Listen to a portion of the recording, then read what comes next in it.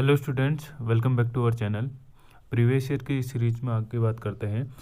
2019 का ये पेपर है रीजनिंग का। 25 क्वेश्चन हम पहले सॉल्व कर चुके हैं।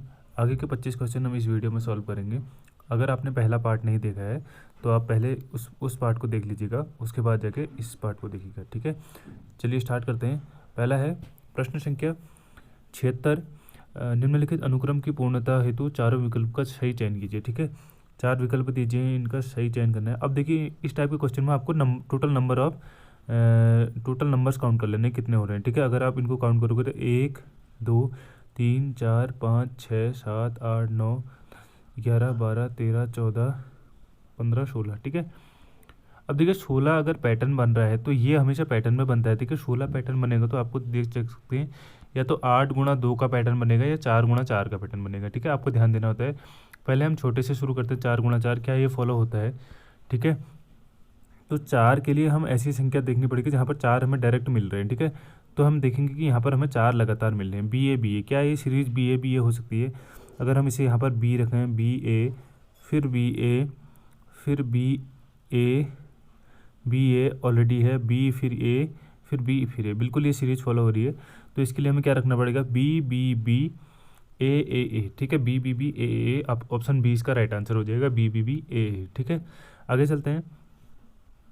नीचे दी गई आकृतियों में क्रमबद्ध रूप से एक निश्चित पैटर्न है। उत्तर आकृति में से उस आकृति को चुनिए जो दिए गए पैटर्न को जारी रखती है। ठीक है, अब ये पैटर्न दिया गया, पहला पैटर्न है त्रिभुज के अंदर गोला, फिर गोले के अंदर चतुर्भुज, फिर चतुर्भुज के अंदर त्रिभुज, फिर त्रिभुज के अंतर्गत ये शेप दिया गया। अगर आप ध्यान से देखेंगे कि ये जो बाहर का शेप है, इसके अंदर जो शेप है वो अगले अगले अगले आकृति में बाहर का शेप बन जा रहा है। ठीक है, देखिए अंदर इधर इधर था व्रत इधर गया तो ये बन गया बाहर का शेप। ठीक है, यहाँ अंदर था चतुर्भुज यहाँ बाहर का शेप। ऐसे ही यहाँ त्रिभुज था, त्रिभुज यहाँ बाहर का शेप। यहाँ अंदर ये आकृति है, ये बाहर का शेप हो जाएगा। तो ऑप्शन डी इसका राइट आंसर हो जाएगा। ठीक है, आगे चलते हैं।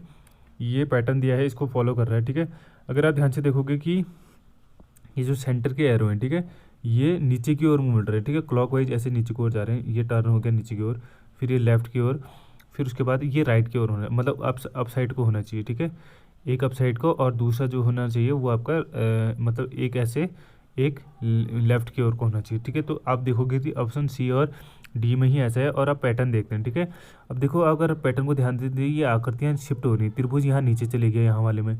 ठीक है, यहाँ उसके बाद त्रिभुज यहाँ चले गया।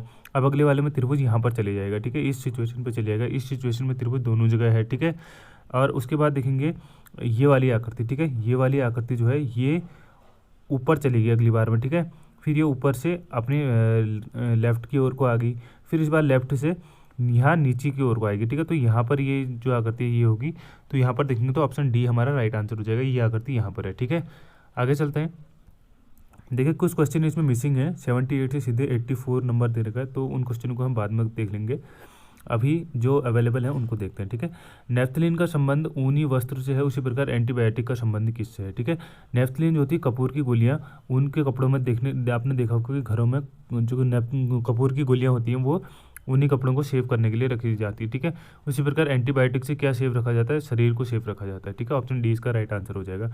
अगला है निम्न प्रश्नों में से 4 शब्द दिए गए जिसमें से 3 किसी न किसी रूप से समान है बल्कि चौथा अलग है। ठीक है, विजाती चुनिए। तांबा, जस्ता और एल्युमिनियम ये तीनों धातु हैं। पीतल जो है ये मिश्र धातु है। ठीक है, तांबा और जस्ते को मिला के क्या बनता है, पीतल बनता है। तो ऑप्शन सी इसका करेक्ट आंसर हो जाएगा। ठीक है, हिंदी, अंग्रेजी और संस्कृत अपने ज्ञान के संदर्भ में 1000 व्यक्तियों का एक सर्वेक्षण किया गया। ठीक है, ये सर्वेक्षण है सभी 3 भाषाओं को जानने वाले और संस्कृत नहीं जानने वाले व्यक्तियों का अनुपात क्या है। देखिए अगर सभी 3 भाषाओं की बात करें तो ये बीच की जो संख्या हो जाएगी, जो तीनों में कॉमन आ रहा है 100, ये हो जाएगा सभी 3 भाषाओं को जानने वाले। और संस्कृत नहीं जानने वाले, संस्कृत वाले ये हैं। अब ये भी 170 संस्कृत जानने, 110 भी संस्कृत जानने, और ये 80 भी संस्कृत जानने, और ये 100 भी संस्कृत जानने। तो संस्कृत नहीं जानने वाले ये 3 हो जाएंगे 200, 120 और 220। ठीक है, अगर आप इन तीनों को ऐड करोगे तो 2 दूना 4 540 हो जाएंगे। तो आपका अनुपात आएगा 100:540। ठीक है, अगर आप इसे काटोगे तो 10:54 हो जाएगा। 10:54 को भी काटोगे तो 2:27। ठीक है, 2:27 आपका ऑप्शन ए राइट आंसर है, 2:27। ठीक है, आगे चलते हैं। निम्नलिखित में से शब्दकोश के स्थान पर चौथे क्रम में होगा कह रहा है। ठीक है, अगर आप देखोगे तो ई सी ई टी कॉमन है, ECT इधर भी कॉमन है, ECET इधर भी कॉमन है और ECET इधर भी कॉमन है। उसके बाद तीसरे वाले में O है, तो ये OR बाकी तीनों में RR है, ठीक है। तो कह सकते हैं कि C नंबर पहले में आ जाएगा, ठीक है। R के बाद पहले में देखेंगे तो I है, यहाँ O है, यहाँ O है, ठीक है। तो I वाला पहले स्थान पे आ जाएगा, C के बाद A आएगा। उसके बाद O दोनों में कॉमन है, यहाँ पहले वाले में N था, यहाँ था D, तो D वाला पहले आ जाएगा। तो D पहले आता है N से, तो फिर D वाला हो जाएगा, फिर उसके बाद B वाला हो जाएगा। CADB इसका क्रम हो रहा है। तो हमसे पूछ रहा है कि चौथे स्थान पर कौन है, चौथे स्थान पर B हो जाएगा, ऑप्शन बी इसका राइट आंसर हो जाएगा। आगे चलते हैं, नॉट के किन्हीं भी दो वर्णों का प्रयोग करके अंग्रेजी के कितने सार्थक शब्द बनाए सकते हैं। अब देखिए नॉट है, दो शब्दों का ही प्रयोग करना है, ठीक है। पहला शब्द बनेगा आपका नो, दूसरा बनेगा ऑन और तीसरा बनेगा टू, ठीक है। ये तीन ही शब्द बनते हैं, तो ऑप्शन सी इसका राइट आंसर हो जाएगा। और कोई शब्द नहीं बनता दो वर्ड का सार्थक शब्द, ठीक है। सार्थक मतलब जिसका कोई अर्थ में मीनिंग निकाला जा सके। अगला है, एक पार्किंग स्थल पर 36 वाहन एक पंक्ति में खड़े किए, पहली कार के बाद एक स्कूटर, दूसरी कार के बाद 2 स्कूटर, तीसरी कार के बाद 3 स्कूटर, इसी तरह आगे भी हैं। पंक्ति में दूसरे आधे भागों में स्कूटरों की संख्या क्या होगी। बहुत ही अच्छा क्वेश्चन है, लॉजिकल क्वेश्चन है। देखो पहली गाड़ी, फिर स्कूटर, ठीक है, फिर एक गाड़ी, फिर 2 स्कूटर, फिर एक गाड़ी, फिर 3 स्कूटर, फिर एक गाड़ी, फिर 4 स्कूटर, फिर एक गाड़ी, फिर 5 स्कूटर। अगर हम देखें काउंट की तक करें कितने हो गए, 1 1 2 1 3, 3 और 2 5, 5 और 1 6, 6 और 3 9, 9 और 1 10, 10 और 4 14, 14 और 1 15, 15 और 5 20, फिर उसके बाद 1 21, फिर 6 आएंगे स्कूटर, 21 और 6 27, फिर और 1 आएगा गाड़ी 28, 28 और फिर 7 आएंगे, 28 और 7 होता है आपका 35, और उसके बाद फिर एक गाड़ी आएगी, ठीक है। 36 ही वाहन है, तो 36 हमारे इस पैटर्न पे फॉलो हो रहा है, ठीक है। अब कह रहा है कि पंक्ति के दूसरे आधे भाग में स्कूटर की संख्या क्या होगी। अब देखिए दूसरा आगे भाग मतलब पहले के 18 को अलग करेंगे और दूसरे के 18 को अलग करेंगे। अगर अलग अलग करने की बात आई तो 1 1 2, 2 और 1 3, 3 और 2 5, 5 और 1 6, 6 और 3 9, 9 और 1 10, 10 और 4 14, 14 और 1 15, 15 और 5 20। अब देखिए ये 15 में 3 और 2 को अलग करेंगे, ठीक है। यहाँ पर 15 हो रहा था, 15 में 3 को आगे वाले में ले लेंगे इतने को, और बाकी जो दूसरा है वो पीछे के साथ चले जाएगा, ठीक है। क्योंकि 18 18 बराबर बांटने, पंक्ति के दूसरे आधे भाग में निकालना हमें। अब स्कूटर कितने होंगे, 2 स्कूटर ये बचे हैं, 6 ये हैं और 7 ये हैं, 6 और 7 13, 13 और 2 15, 15 इसका राइट आंसर आ जाएगा। दूसरे आधे भाग में 15 स्कूटर होंगे, ठीक है। 15 है हमारे पास ऑप्शन ए में। आगे चलते हैं, उस संख्या का पता लगाइए जो खुद में 13 बार जोड़ने पर 112 देती है। देखिए एक्स से एक संख्या होगी प्लस खुद में 13 बार जोड़ने पर 13 एक्स फिर से जोड़ेंगे तो 112 मिलेगा, ठीक है। अब देखिए कर देंगे इसको, 14x बराबर 112। अगर x की वैल्यू करें 112/14, 14 से ये डिवाइड होता है 8 बार, 14 8 112, ऑप्शन बी इसका राइट आंसर हो जाएगा। 8 इसका राइट आंसर हो जाएगा। आगे चलते हैं, ABCD 4 आकृति दी है, 3 निश्चित तरीके से समान है और एक आकृति भिन्न है, ठीक है। उस भिन्न आकृति को चुनना है हमने। अगर आप देखोगे ये देखिए इस पैटर्न में आपको जो ये धाराएं, ये जो रेखाएं पड़ी हैं ये लंबवत पड़ी हैं, ठीक है, एक दूसरे के परपेंडिकुलर पड़ी हैं, ये भी बिल्कुल एक दूसरे के परपेंडिकुलर पड़ी हैं। और यहाँ देखोगे तो ये जिग जैग क्रॉस में पड़ी है, ठीक है, ये क्रॉस में, ये सीधे पड़ी है, तो ऑप्शन सी इसका राइट आंसर हो जाएगा। ये भी आपका लंबवत ही पड़ी है, ठीक है, ऑप्शन सी हो जाएगा इसका। आगे चलते हैं, इसमें भी असमानता देखनी है। अगर आप देखोगे ध्यान से तो हर एक चतुर्भुज के अंतर्गत जो ये सी बने हैं इनका मुंह चारों दिशाओं में, ठीक है। ये आपका पूरब की ओर है, ये पश्चिम, ये उत्तर, ये दक्षिण, ठीक है। ऐसे ही ये पूरब, ये पश्चिम, ये उत्तर, ये दक्षिण।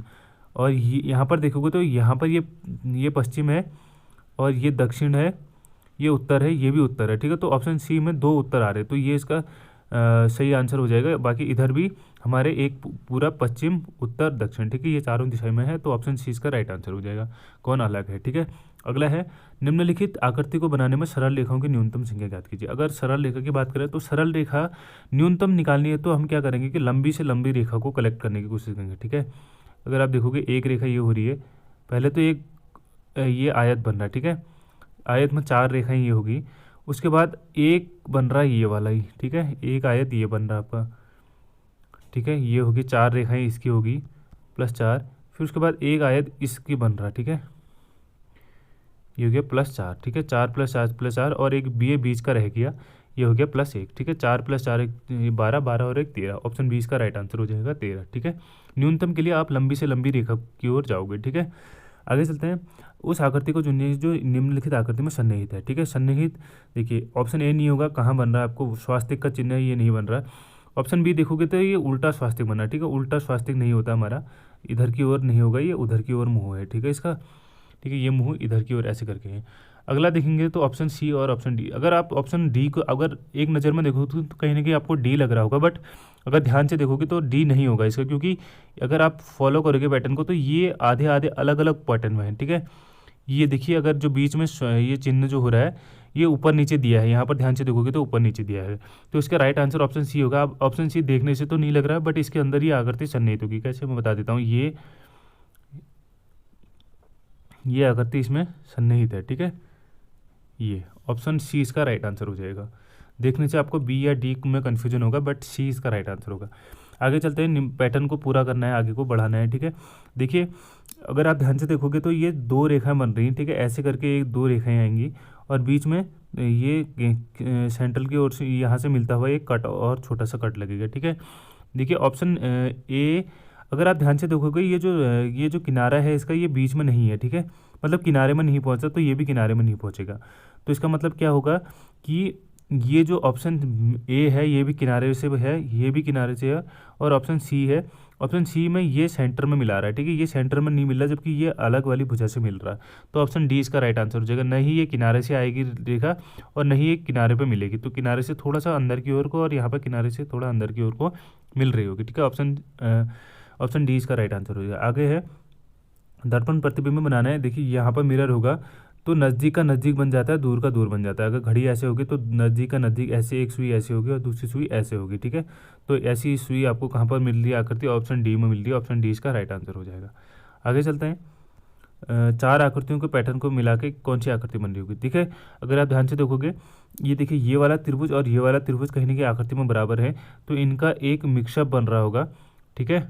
इनका मिक्सअप कैसे बन रहा होगा, आप यहाँ पर देख सकते हो ऑप्शन बी में, ये और ये, ठीक है, ये मिलके एक आयत बना दे रहे हैं, ठीक है। उसके बाद बची हुई आकृति, ये छोटा वाला त्रिभुज इसके नीचे अगर एडजस्ट करते तो हम ऐसी आकृति बन जाइए, तो ये आकृति इसने ऊपर एडजस्ट कर रखी है, तो ऑप्शन बी इसका राइट आंसर हो जाएगा, ठीक है। बाकी इनमें अलग अलग शेप में है, ठीक है। यहाँ पर दो चतुर्भुज दिए गए हैं, ये नहीं होगा, ठीक है। यहाँ पर भी अलग अलग शेप में दिए गए हैं, क्योंकि ये जो छोटा त्रिभुज है ये बड़ा कर दिया है यहाँ पर, ठीक है। यहाँ पर दो छोटे त्रिभुज दिए गए, जबकि दो छोटे नहीं हैं, दो बराबर के त्रिभुज हैं और एक छोटा है, एक बड़ा चतुर्भुज टाइप का है, ठीक है। तो ऑप्शन बी इसका राइट आंसर हो जाएगा। आगे है, 6 के विपरीत सतह पर कौन सी फलक होगी। अब देखिए 6 का निकालने के लिए आप एक ऐसी संख्या पकड़िए जो दो जगह कॉमन आ रही होंगी, ठीक है। अगर आप ध्यान से देखोगे तो ये 4 है यहाँ कॉमन है, ये 4 यहाँ कॉमन है। अब किसी भी संख्या को पकड़ो, उसको क्लॉकवाइज घुमा दो, ठीक है। 4 के बाद ये 6 आएगा, फिर 5, 4 के बाद 6, फिर 5, और यहाँ 4 के बाद 1, फिर 2, ठीक है। तो ये आपका निकल गया, सभी संख्याएं निकल जाएंगी इसके। 4 के अपोजिट में 4 होगा, ठीक है। 4 के अपोजिट में 4 मतलब जो बची हुई संख्या वो होगी, ठीक है। 6 के अपोजिट में 1 होगा, 5 के अपोजिट 2, 4 के जो बचा है 3 होगा, 3 4 के अपोजिट में होगा। अब हमें निकालना था 6 के अपोजिट में क्या होगा, 6 के अपोजिट में 1 होगा हमारा। आगे चलते हैं, पैटर्न को जारी रखना है, ठीक है। 4 के बाद 9, 9 के बाद 25। देखिए ये क्या है, ये अभाज्य संख्याओं का स्क्वायर कर रखा है, ठीक है। 2 का स्क्वायर 2, 3 का स्क्वायर 9, 5 का स्क्वायर 25, ऐसी 7 का स्क्वायर कितना हो जाएगा, 49 हो जाएगा, ठीक है। 7 का स्क्वायर 49, उसके बाद 121 करेगा। 9 नहीं होती है भाज्य संख्या, इसलिए 11 का स्क्वायर 121 करेगा, ठीक है। ऑप्शन ए इसका राइट आंसर हो जाएगा। आगे चलते हैं, यदि ए और बी डी के बच्चे हैं, ठीक है। ए और बी, ठीक है, ए और बी किसके बच्चे हैं, डी के बच्चे हैं, ठीक है। ए का पिता कौन है यह जानने के लिए किस कथन की आवश्यकता पड़ेगी। पहला कथन है सी ए का भाई है और ई का पिता है। सी ए का भाई है, अगर सी ए का भाई होता है और ए ई का पिता होता है, तो ये तो इसके भतीजे के बारे में पता कर रहा है, ठीक है। ए के पिता के बारे में अगर बोले कि एफ ए की माता है, अगर एफ जो है ए की माता है, हाँ, तो बिल्कुल हमें पता चल जाएगा।